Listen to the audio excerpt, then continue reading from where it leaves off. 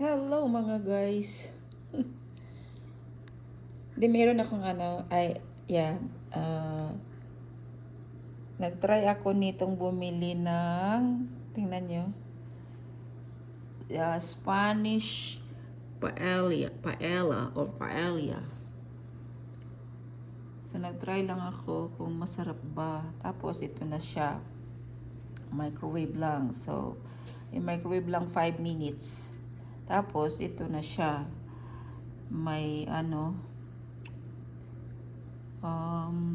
tahong